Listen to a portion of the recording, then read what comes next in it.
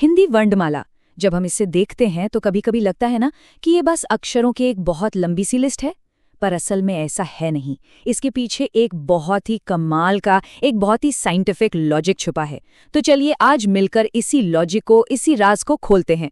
52 ये सिर्फ एक नंबर नहीं है, ये है हिंदी वर्णमाला के कुल अक्षरों की गिनती। अब सुनने में तो ये काफी ज्यादा लगते हैं, सही कहा ना?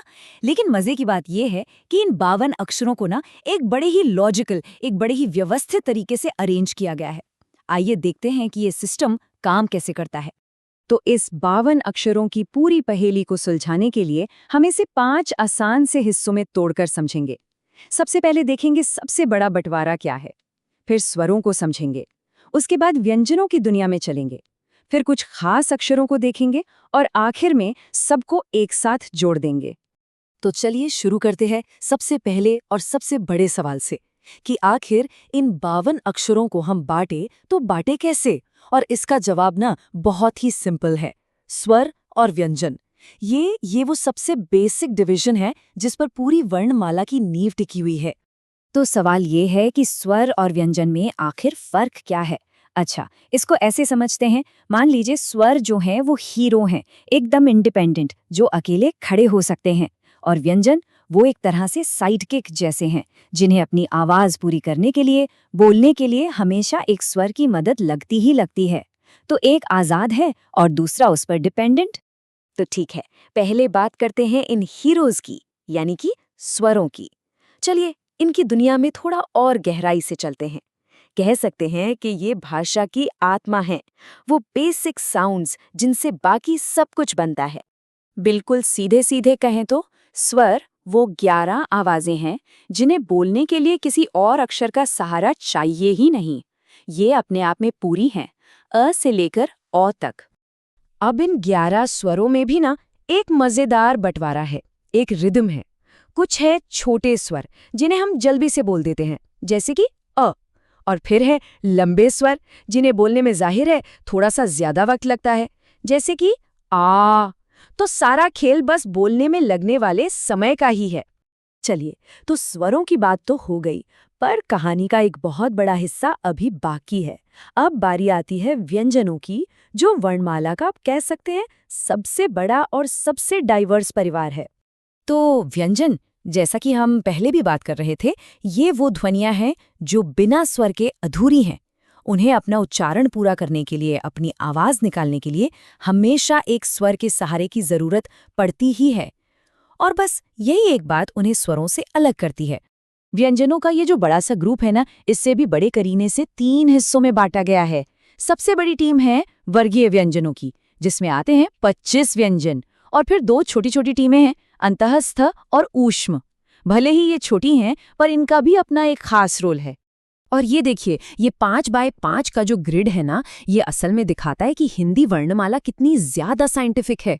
यहाँ हर लाइन, हर कॉलम का एक खास मतलब है। ये बस अक्षरों की एक रैंडम लिस्ट नहीं है, बल्कि ये हमारे मुंह से निकलने वाली आवाजों का एक तरह से पूरा का पूरा नक्शा है, एक मैप है। तो उस ग्रिड के बाहर भी कुछ स्पेशल प्लेयर्स हैं। एक तो है अंतःस्थ व्यंजन, जो थोड़े कह सकते हैं आधे स्वर और आधे व्यंजन जैसे हैं, बीच में कहीं। और दूसरे हैं ऊष्म व्यंजन। ये काफी जोशीले हैं, क्योंकि इनको बोलते समय मुंह से हल्की गर्म हवा निकलती है, एक तरह की फ्रिक्शन पैदा होती है।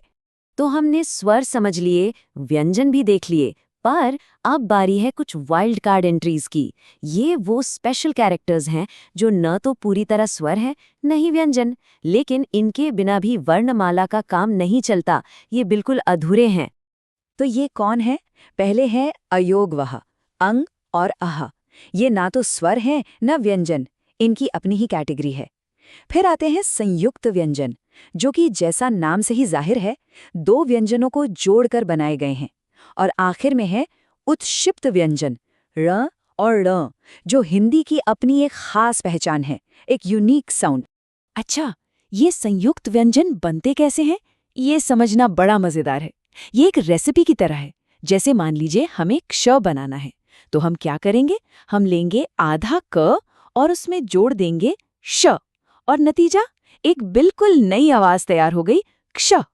तो ये दिखाता है कि सिस्टम कितना फ्लेक्सिबल है, कैसे पुराने अक्षरों से ही कुछ नया बनाया जा सकता है। तो हमने एक एक करके सारे टुकड़े देख लिए, स्वर, व्यंजन और वो स्पेशल वाले अक्षर भी।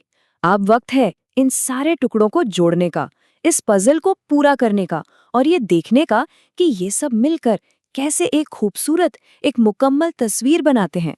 तो आखिर में पूरी वर्णमाला का जो फॉर्मूला है वो बहुत ही सीधा साधा है। स्वर प्लस व्यंजन और प्लस वो कुछ खास अक्षर, और इन सब को मिलाकर बनती है हमारी पूरी की पूरी वर्णमाला, एक कंप्लीट और पूरी तरह से लॉजिकल सिस्टम। पता है, वर्णमाला शब्द का मतलब ही होता है वर्णों की माला या अक्षरों की माला, और जब हम इसे इस तरह से समझते हैं तो ये नाम एकदम परफेक्ट लगता है। ये सिर्फ अक्षरों का एक ढेर नहीं है, ये तो आवाज़ों की एक माला है जिसे बड़े खूबसूरत तरीके से एक धागे में पिरोया गया है, जहाँ हर एक मोती की, हर एक अक्षर की अपनी एक खास जगह और एक खास वजह है। तो जाते जाते एक सवाल छोड़ जाते हैं, अगली बार जब भी कोई हिंदी या कोई भी दूसरी भाषा सुने तो ज़रा इस बात पर गौर कीजिएगा कि उस भाषा के अक्षरों की बनावट, उसकी वर्णमाला का जो स्ट्रक्चर है, क्या उसका असर उस भाषा की आवाज़ और उसकी लय पर भी पड़ता है? क्या इन दोनों के बीच कोई कनेक्शन महसूस होता है? सोचने वाली बात है ना?